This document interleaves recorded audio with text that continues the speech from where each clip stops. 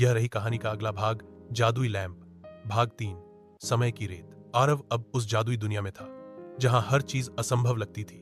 पेड़ बोलते थे और आसमान में तैरते महल थे। चलते चलते उसे एक चमकता हुआ घंटा घर मिला जिसके पास लिखा था, जो समय को समझेगा वही भविष्य बदलेगा। घंटा घर के अंदर उसे एक बूढ़ी परी मिली जिसने उसे समय की रेत दी। वह बोली, तुम इस रेत से सिर्फ एक बार समय को पलट सकते हो, पर सोच समझकर प्रयोग करना। इसी बीच आरव को पता चला कि उसका गांव एक नई विपत्ति की ओर बढ़ रहा है। एक सूखा जो सब कुछ बर्बाद कर सकता है। वह दौराहे पर था। क्या वह रेत से समय पलटे और गांव को बचाए, या इस दुनिया की और गहराइयों को खोजे? उसने फैसला लिया और तभी एक घड़ी उल्टी चलने लगी। क्या आरव ने सही निर्णय लिया? क्या वह समय को बदल पाएगा या सब कुछ खो देगा?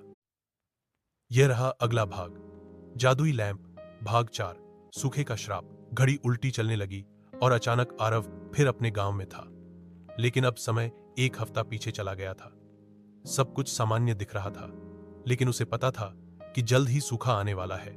आरव ने गांव के बुजुर्गों को इकट्ठा किया और कहा, हमें कुछ बड़ा करने की जरूरत है, नहीं तो बारिश कभी नहीं आएगी।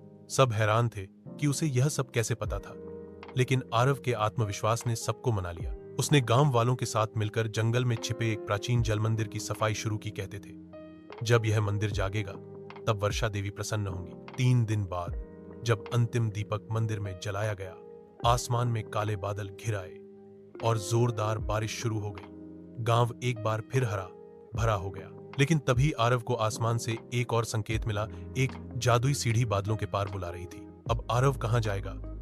क्या उसका सफर यहीं खत्म होता है या जादू अभी बाकी है? बताइए अगर आप भाग 5 बादलों के पार भी सुनना चाहें।